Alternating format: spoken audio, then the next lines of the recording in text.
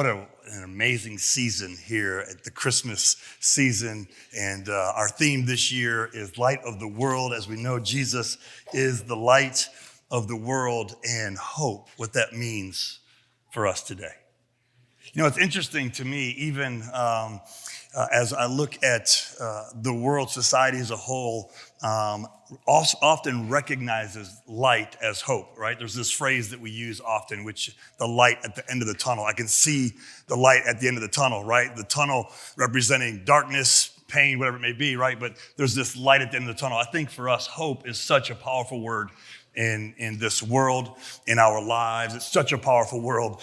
And what we understand about light and darkness, right, that's conflict. I don't know about you, but I'm not often a fan of the darkness, right? There have been moments when the lights go out and it often creates this moment of, right? There's, in fact, there are places that I prefer to be when it is light outside. I think you're the same way. Like, for instance, the most obvious one is, you know, like a cemetery, right? If you're at a cemetery during the day, it's all good. Night, well, that's a different story altogether, right? Or how about a basement, you know? Like during the day, when the lights are on, all good, right? Like it's the basement, like it's, hey, no biggie. This is where all of the things that we don't want to throw away, but we don't want to keep, we don't know what to do with stay, you know? The boxes that we accumulate over the years. You know what I'm talking about? Yeah, how many of you guys know what those are? Or the attic, you could do either one, whichever fits in your house. There's a spot. Maybe it's a storage unit that you rent, that you actually pay. You actually pay somebody to hold on to the things that you don't know what to do with because you don't want to get, you know, that kind of stuff. Well, anyways, the basement where all that stuff is at, that's again, one of those places that where, you know, during the day, lights are on, right? At night, with no lights, different story. You know what I mean? Like there's something about light that is assuring. You know, like in this room, if all the lights were to go out, right? There'd be this, what happened? You know, I can remember, I'm going to date myself here, but it's okay. I don't mind being older. In fact, I feel like I gain more respect because I'm older, because my beard is not fully gray, but it's close enough, right? So, hey, but anyways, I can remember, we'll just do this by a show of hands because this will be fun for all of us who are older. How many of you guys remember Y2K? Come on. How many of you guys remember 1999, right? Like, come on. So how many of you guys were not born yet? Put your hands down. Don't. I was kidding. But you know, how many of you guys, 1999. Now, you guys remember this epic moment in 1999, right? Which was New Year's. And the fear and the panic that was just kind of around the world. Now, again, for those of you who are probably around 25, 26 years old and under, you have no clue what I'm talking about, right? So just take a nap. This is your moment to rest. But for all of us who remember just this weird tension that existed in society, and here's why: because there was this concern that the computer clocks, right? You guys remember this? That the computer clocks they were 1999, that they wouldn't make that switch to 2000, like for the coding, and I don't know, but there was a panic that our whole world, the power grid was going to collapse. Our computer systems were going to collapse. It was like this crazy panic that kind of filled the world. It was wild. And so you could only assume that for us back then, Bandy and I were the youth pastors here at Faith, so we felt it very appropriate to have a New Year's Eve party with all the teenagers at our house. And so I'll never forget, we're at our house. It's December 31st, 1999. And you know how New Year's goes, right? You know, you got this whole, the countdown, right? And so when the countdown began, I slipped out into the garage. And because the kids, there's kids all over our house, right? And they're like 10, 9, 8. They're doing it faster than that. But anyways, they get 3, and I'm standing next to the main power supply to my house. That big red handle in the garage, you know what I'm talking about? That one. And as soon as they hit 1, I went boom and killed the power to the house. And you heard this collective scream, like all the students were like, the world is falling apart. It was awesome. There are some of you who are now adults may remember that because you were teenagers back then, right? I see some shaking of heads that were at my house at that day. That is fantastic. Epic moments, just one of those core memories that we have in our lives. But there's something about the darkness that brings fear. And there's something about the light that brings hope. There's something about the light that brings hope. And I love this because when you think about this, light always wins against darkness. You don't even have to be a scientist to understand that light always wins against darkness. Like you cannot stop light from illuminating the darkness unless you try to contain it. But still, even if you contain it, it is illuminating the darkness inside that containment. Light will always win against darkness. It's just one of those truths of our world that darkness cannot overtake the light. And I love the symbolism here as Jesus being the light of the world. In fact, if you open your Bibles to John chapter 8, if you open your Bibles to John chapter 8, Jesus is teaching. And he says this, Jesus spoke to the people once more. John chapter 8, verse 12, sorry. John chapter 8, verse 12. Jesus spoke to the people once more and said, I am the light of the world. Whew. If you follow me, you won't have to walk in darkness because you will have the light that leads to life. Think of this statement that Jesus makes here today. He says, I am the light of the world. And if you will follow me, you do not have to walk in darkness. You do not have to walk in darkness. Now, I think a lot of times we recognize this as the darkness being this struggle between light and dark. But I think darkness has different meanings to us today. I think in our lives, in your life today, you may think back and kind of talk through or walk through, what does the darkness represent to you? Is it fear? Is it anxiety? Is it just the evil of this world? Is it pain of your life? Is it the disappointments? The disappointments of our life, the things that didn't quite go the way we had planned? Is it the divisions of our life, the struggles? I mean, what is the darkness in your life? In fact, think of that question. What is the darkness? What, for you today, what are the things that you would associate with the darkness here? What are the things that bring fear or anxiety, worry into your heart and life? What is the darkness in your life? What are the things that, the disappointments and the frustrations? What is the darkness of your life? I think every person here has, whether it be situations or circumstances or just whether they're rational or irrational, there are fears, there's darkness. And I think the beautiful thing here in our life is that this phrase, this verse, this statement from Jesus is a statement that should unlock our hearts from the grip that darkness has on our soul and on our mind. It unlocks the grip That sometimes the pains and the evils of this world seem to weigh down on our shoulders. The struggles of life that seem to continue to just press down on our lives. The anxieties and the frustrations, those things that just keep pressing down on our life. This phrase unlocks us from the pressure or from the grip that it has on our lives. As Jesus says once again, I am the light of the world.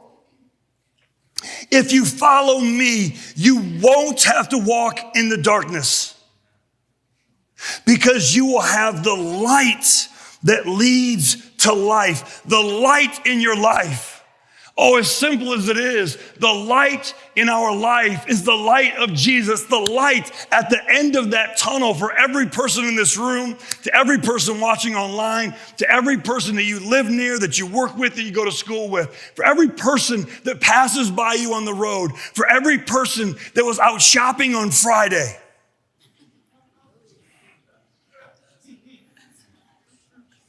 Bless your heart. For every person, Jesus is the light that will push against that darkness in your life. Because light always wins against the darkness. Oh man, that's one of those phrases you say, oh, Pastor Tom, that preaches good, but that's hard to live out. That is true. And it's so true that there is a pressure, there's a struggle in our lives, that there are times when you have to consciously remember who Jesus is in the midst of the pain. Sometimes we have to consciously remind ourselves that no matter what this world throws at us, Jesus, greater is he that is in me than he that is in this world, that there is nothing that Jesus can't handle. There is nothing that Jesus can't overcome. There is nothing that Jesus can't conquer. There is nothing in my life that Jesus can't walk me through. But sometimes we have to consciously remind ourselves that that's the Jesus that we worship. That is the Jesus that we love. That is the Jesus that we study about. That is the Jesus that we find. And that is the Jesus that we follow. Because when we follow him, he will be the light in our life that pushes against the darkness. Oh, but isn't that the reminder we often need?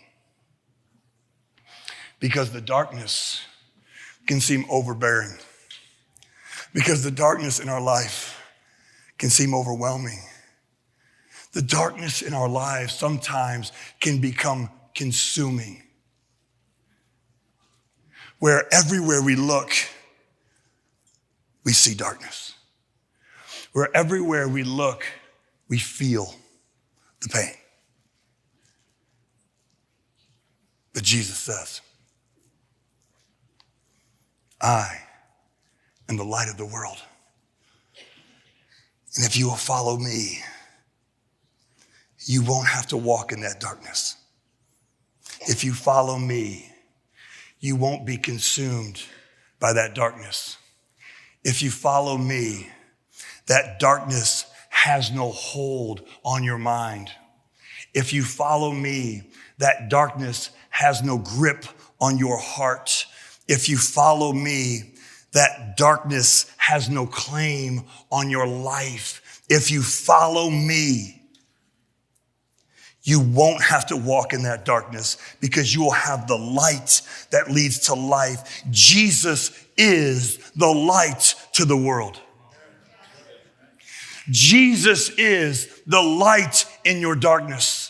Jesus is the light to your pain. Jesus is the light to your confusion. Jesus is the light to the ambiguities. Jesus is the light to the division. Jesus is the light to the unfairness of this world, the injustice of this world. Jesus is the light to all of that gives pain and anxiety and fear. Jesus is the light.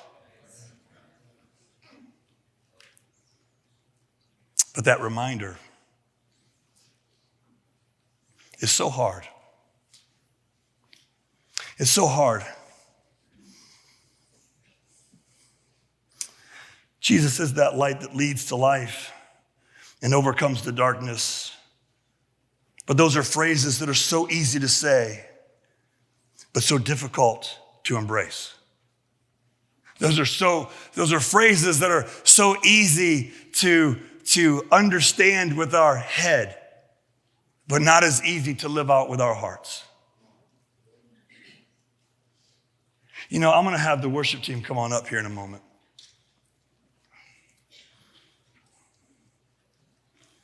Because I want to walk through some things for you today about how do we recognize Jesus as the light into our darkness. How do I recognize Jesus into the light of my darkness when the darkness seems to be pressing in, when the situations and the circumstances of life seem to be overbearing, when it seems to be too much, and you get some preacher who stands on the stage with a microphone and says, yeah, but listen, light always overcomes the darkness, and Jesus is the light to the world. And you say, yeah, I hear what you are saying, but then you go home and the darkness presses in on your life. So how do we handle that? Right? How do we embrace that? How do we walk with that? How do we move that from a head knowledge into a heart knowledge? How do we truly understand and embrace that if we will follow Jesus, we won't have to walk in the darkness, but because we will have the light that leads the life? How do I follow that light? How do I get to that stage of life? Where do we get there? It's very simple, but not easy. Because Jesus is the light that leads the life and he overcomes the darkness. But in your life, when the darkness seems to be closing in, when the darkness seems to be overwhelming and the darkness seems to be consuming, what you need to do is turn to the light. I know, oh goodness, Tom, you would think I would be more profound. But the gospel is not complex. There's nothing complex about it. It's that Jesus is the light. And what we need to do as individuals, we need to turn to the light. We need to spend some time with Jesus. You need to spend some time in his word. These are things that we talk about all the time, but you need to spend time in his word. You need to spend time around people that know and love Jesus. These are the things we need consistent relationships with Bible-based friends, right? We need to turn to the light. And I know you say, oh, that sounds so simple. It is incredibly simple, but it is not easy. To turn to the light in the midst of the darkness, to turn to the light in the midst of the chaos, to turn to the light, to trust in the light, to lean into Jesus in the midst of that chaos is simple, but not easy. But here's the other part of this one. Is that so often in our lives, we find ourselves in a space where maybe, just maybe, we can't quite get to the light. Maybe we find ourselves in a tunnel that seems too long. Maybe we find ourselves in a spot where I see the glimmer, the flicker of light. I can see it, but oh goodness, it is a long way off. I love this story in Scripture about these friends. And they've got this friend who, he's paralyzed. And they understand that Jesus is this miracle worker. That's what they understand, that Jesus heals. And I think everyone who has this issue would want to be healed by Jesus, but they had to get to Jesus. And I love this story where there's these friends that they carry their friend because he couldn't get there on his own. He couldn't get there on his own. He wasn't going to be able to get there on his own. He just wasn't. So they carry him, and the crowd was so great. So they the story, right? They get up on the roof, and they cut a hole in the roof, and they lower him down. And I love this story because here's what it's telling us. There are times in our life when the darkness seems to be so great that we on our own can't seem to get to the light. But what I want you to know is that in those seasons, there are people who will carry you to Jesus. There are people who will take you to Jesus. There are people that will walk you to Jesus. Sometimes we need to be carried. Sometimes we need to be encouraged. Sometimes we need to be walked with. But there are people who will walk with you, who will carry you, who will help you get to the light. And I think about that for a second because there are so many people in here that maybe it's not about darkness for you. Oh, then here's your role. Who around you needs to be carried to the light? Who in your life is living in darkness? And God has strategically placed you next to them with an understanding, with a responsibility, with purpose, has strategically placed you next to them, and maybe they can't find the light. Maybe they haven't seen the light. Maybe they're blinded by the darkness of their life. Maybe they're blinded by the darkness of the situations or the pain or the struggles of their life. Maybe, just maybe, they're having a hard time turning to Jesus and finding the hope that is in him. And God has strategically placed you right next to them. And I want you to think about your responsibility, your purpose, the opportunity you have to take someone and carry them to Jesus. You know, it might not be about darkness for you. You know, I'm pretty confident that there are probably a high percentage of people in this world, in this room, that aren't walking in darkness. Who, when I read John chapter 8, say, oh, amen. That's right. Jesus is the light. Absolutely. Oh, but our job's not done there. You know, even here at Faith, we this season, like with everybody, this season is a season that inspires generosity.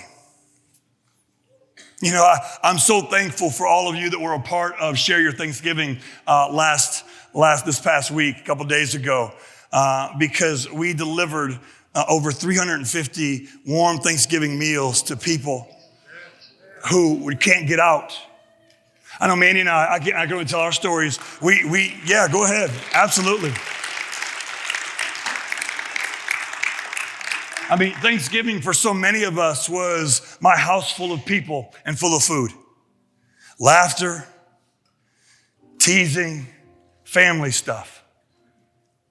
But we delivered over 350 meals to people. Mandy and I went to some people who were not getting out on Thanksgiving, who nobody was going to see them on Thanksgiving, and to knock on a door and to hand a meal to them and tell them, happy Thanksgiving, and you're not alone.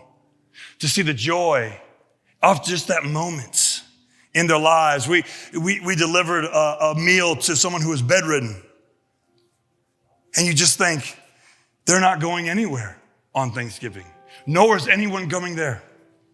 But so for just for a moment, we were able to share hope and the light to someone who was by themselves. You know, this season here at Faith, we are actively engaged in community things, from partnering with OGO, not just with Share Your Thanksgiving, but with Project Happy. And the thousands of gifts that will be given out. We here at Faith have partnered with our foster system and recognized, what is one of the in this area, what's one of the people groups that are overlooked? And it's foster teens. And so out there on that table, you'll find we buy gift cards for every foster teen in Erie County so that every foster teenager gets a gift on Christmas. So we at Faith have partnered with the systems yeah, absolutely. And if you want to be a part, I think there's still some out there that you can get. And so what we do is we partner with them so that we can show the love of Jesus in this world. There's the Project Share. There's so many different things that we partner with. But sometimes it's not even about the big outreaches. You know, it's not about going downtown and having the live nativity and the live animals and handing out free hot chocolate and coffee that we did on Friday night. right? Sometimes it's about your neighbor. And sometimes it's about your coworker. Or maybe it's about your cousin or your aunt or your uncle. But there is a world that is blinded by the darkness. And you carry the light. You carry the light even next week with Plaid Sunday, as corny as that is. This room will be full of red plaid, I promise you. If you come to church next week, please wear red plaid. You will be left out. But we turned this into an outreach to build the kingdom. I had a meeting Friday night before we went downtown with the restoration team of Providence Baptist Church, who are still not in their building because of the damage of the flood, who are still renting another church facility in the afternoon to have church services. And I had a meeting with them and talked with the restoration team and talked about how we come alongside of them. And so Plaid Sunday, next Sunday, every person that's in this room, we're going to take $10 for every person that's here and every kid that's here and give it back. We're going to take an offering. We haven't taken an offering here since COVID. We're passing buckets next week. Right, we're taking an offering, but not because of anything, because we want to advance the kingdom, we want to build the kingdom. That offering, 100% of the offering is going to go to help churches that are struggling. Yeah, come on. Sometimes that darkness can be overwhelming,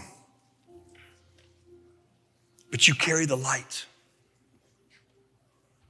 You carry the light with you, the light that is Jesus. Jesus is the light of this world.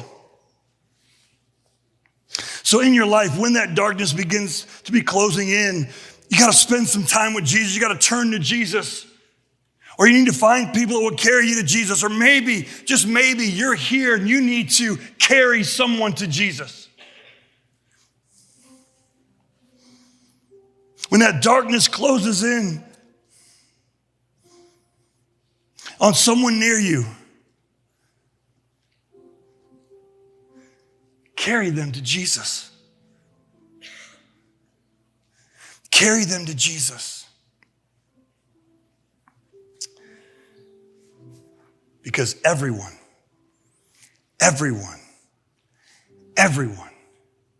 needs the light.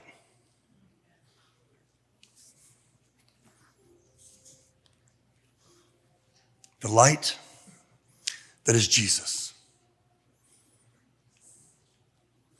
Everyone needs the light.